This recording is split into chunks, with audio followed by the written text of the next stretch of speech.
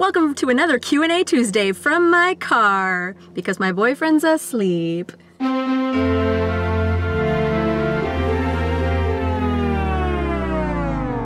I am almost done with Vlogmas. I can't believe I actually did that. And it wasn't actually that hard, although a lot of that was because I didn't really have very much work this month. I got in a job offer this morning while I was on my walk, but unfortunately, since I got it like at the beginning of my walk, I guess, and I didn't check my email till after I got home from my walk, I responded, but I didn't hear back, and it's been like 3 hours now, so I probably didn't get it.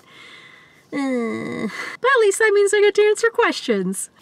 Okay, Tiffany asked, how good at Japanese were you before you started translating manga? I sucked.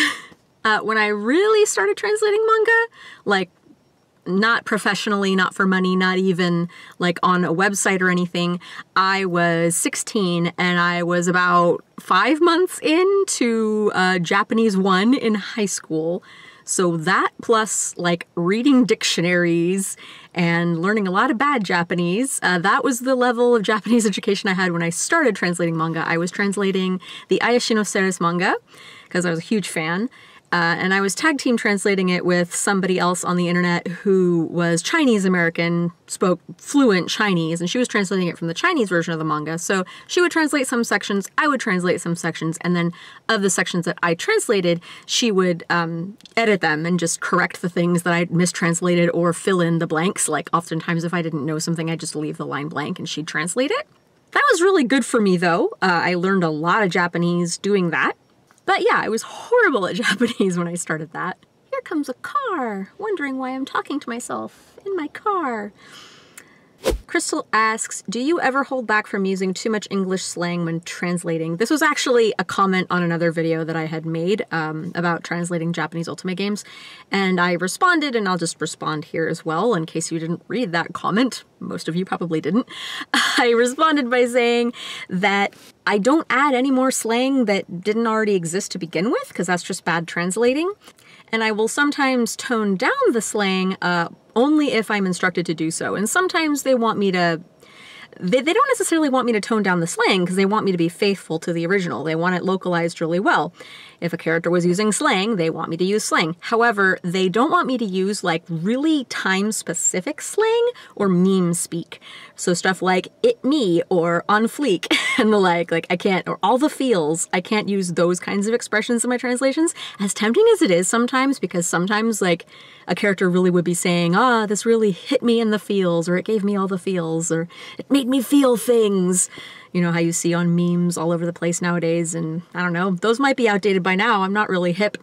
But yeah, they don't want me to use like very, very time-sensitive slang, because then if somebody plays the game after the slang doesn't really exist anymore, then it sounds silly. So, you know, timeless slang like cool I can use. There's lots of other slang that I can use, but cool's the only thing I can think of at the moment.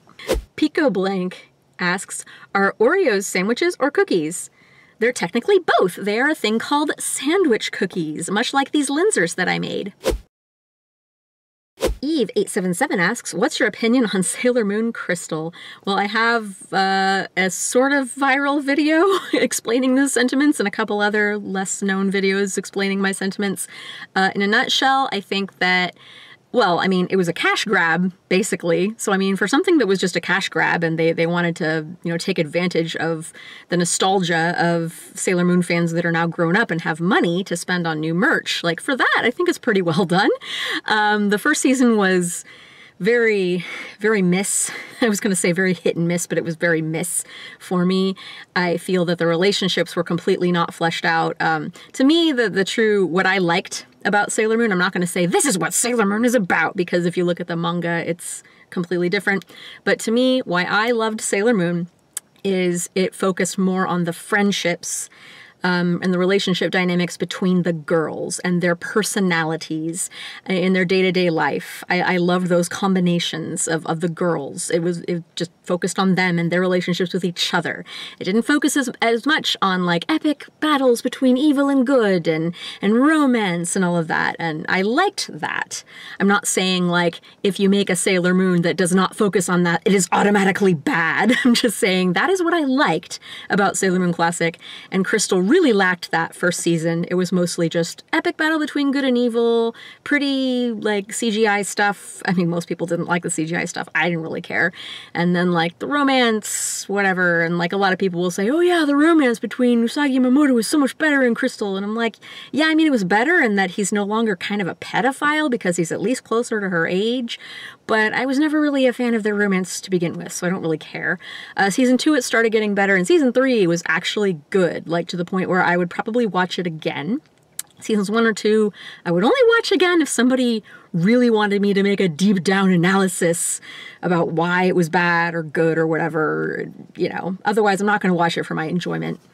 Mischief Gaming asks, since you freelance, what do you do for health insurance? Or do you constantly work for a company that offers it to you? Yeah, so this is a pretty timely question that this came up for this round of Q&A because it just so happens 2 days ago I seriously injured myself and had to go to urgent care. I cut this finger really badly while I was prepping my goose. We were having a party for some friends out of town on Saturday, and I was like getting the goose ready for the oven. And then I slipped and I cut myself badly enough that I needed 5 stitches. And urgent care and emergency rooms take you even if you don't have insurance. I have insurance. Okay, so if you don't live in the United States, if you live in any other developed country that has single payer, you're probably like, what? Insurance? Paying for healthcare? Blah, blah, blah. Isn't it easy? Don't you just go to the doctor and they take care of you? No. United States has privatized healthcare, which means that I have to pay out of my pocket for insurance, just like I have to pay for car insurance or any other kind of insurance. Like I have to pay for health insurance out of pocket. And also that doesn't mean necessarily that everything is covered when I go to the doctor. Like sometimes once I went to the doctor because I had like a really bad cough that wouldn't go away and I wanted to make sure it like wasn't pneumonia or something, and went to the doctor and I wound up having like a $90 copay because I don't get like really expensive insurance. I pay like $300 a month, which I already feel like is too much. But yeah, I pay that for like the really cheaper end insurance. It's not quite the cheapest. It's not disaster insurance. But it covers, it means that I'm not going to have to go bankrupt if I get cancer or something. But if I have to go to the doctor for something routine, like a cough or something, I will usually have to pay something as well out of pocket. They're not going to completely cover it for me. Even though I'm giving them $300 a month. They're not going to pay for everything because they're a for-profit company that wants to make money. I could go on a huge side rant about how we need universal health care, but I'm not going to because this is not a political channel. But yeah, that, and then this morning, on the way back from my walk, I tripped on some mud and I fell and I hit the pavement and my left shoulder is killing me. It's probably just, a bruise. But I also twisted my left ankle, and if I had not grown up doing ballet and being well-versed in twisting ankles, I might have been scared enough to have to go to the doctor for that. But I self-diagnosed. It seems like it's not that serious. I just wrapped it up and elevated it, and I'm taking care of it. But yeah, our healthcare system is fucked up in America, and if you are a freelance worker of any kind, and we're getting more and more of those freelance workers, contract workers, part-time workers, because companies don't want to have to pay for their workers' healthcare. So yeah, it's a huge problem regardless of your profession. I don't think like being a translator who's freelance is any worse than any other profession that's freelance.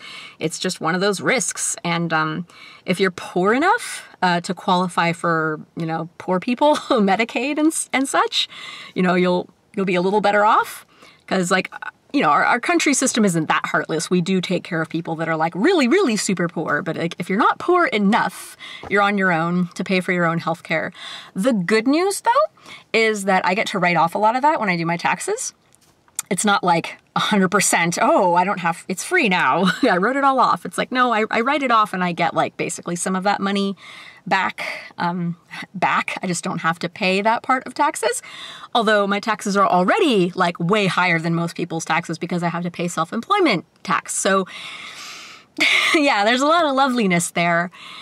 TLDR, we need single-payer healthcare. Diana asked, do you have a huge dog? Picture if you do. Oh my God. I do not. I'm a cat person. If I were to get a dog though, and I would like to have one, like I love big, big dogs. So yeah, a huge dog. My aunt, for example, has 2 wolf husky mixed dogs and they're gorgeous. I like how introverted they are and how they have that sort of wild look in their eyes. They don't jump up on you and slobber all over you as soon as they see you like a lot of dogs do, which is why I don't really like dogs. So yeah, if I were to get a dog, it would be a big dog, but I'm in no position to have a dog right now in a small apartment with 4 cats. And I see my cat in my window right now looking at me. Hi, Miney! Rod Masterson asks many questions. We'll start with question number 1. How did you come across the opportunity of translating porn in the first place? So this one guy, I was translating like a bunch of really classic anime, like from as far back as like the 30s and 40s. I think I even translated some like World War II propaganda for him. I don't even know if it was for fan subs exactly. Like I was just translating anime for this guy for like a decade. And one of the things he wanted me to translate at one point was in softcore porn made in the 80s. And he you know, politely asked, like, you know, you can decline this if you want. It's softcore porn. I'm like, I don't care. And so there was that. I think even before that, though, yeah, no, that wasn't even the first time. Before that, I translated, this was, again, when I was just kind of picking up, like, individuals, not companies, to translate things for them privately through my website that I had. This was like in the mid-zeros. This guy wanted me to translate a Bishoujo game for him, and I didn't know what that was. And, you know, the internet wasn't all big, so I couldn't just do a search. Well, I probably could have done a search and looked it up, and I probably would have found information about it. But yeah, Bishoujo games, they're basically like ultimate games, but for guys, and they're like always like pornographic, sexy kind of stuff. And yeah, like when he described it as, oh yeah, it's like a choose your own adventure game. He didn't mention it was pornographic. And like I started translating it, and it's like, oh yeah, innocent little game. And then wait, what? So that was my first time translating porn. And yeah, and then Discotheque Media, I did some like softcore porn stuff for them as well, or commentary track translation on softcore porn. One of my favorite ones I ever did was the live action Kekko Kamen movie, which is sort of like a parody of, it's like a superhero porno parody, and it was pretty hilarious. His next question is, for someone who would like to do translation but has no experience on paper, how the heck would I even get started? I get asked this enough that I think I'm just going to make a video about it. I don't have all the answers. I can just tell you like what I did or like give you some suggestions. It's really the same dilemma in almost any field. Like, it's really hard to get started because a lot of places will say must have 2 to 3 years of experience in the field. And it's like, well, thanks. No one can get a start now. But some quick points are you might have to do some work for free or very cheap at the start. 2, if you can, get some kind of certification, credential, etc. And 3, just because you don't have experience in translation specifically, you might have experience in something else that's kind of related to what you want to translate, and that can be used to your advantage. And then he also asked, if sleep were a food, what do you think it would taste like? Sometimes I'll have dreams that I'm eating something that tastes disgusting, and then I'll wake up and have really bad morning breath. So I think sleep would taste like dog shit. Have you thought about learning Korean? No, I have enough trouble as it is, like having Japanese and German in my brain. It's hard for me to have 2 languages other than English in my brain. I seem to have English and not English. It's like channel 1, channel 2, English, not English. And if I try to add a 3rd language, Japanese was technically my 3rd language, then it just pushes that 2nd language away. So I think I'm worried that if I tried to learn Korean, my Japanese would start sucking. So no, I don't want to learn any other languages. So that's all for now. I am still selling Sailor Moon and Shigeyuki Amigurumi as well as Japanese manga, among other merch, at my eBay. Link is in the description. The next few, well, tomorrow's Vlogmas video is going to be I think that's going to be me speaking in Japanese about Christmas.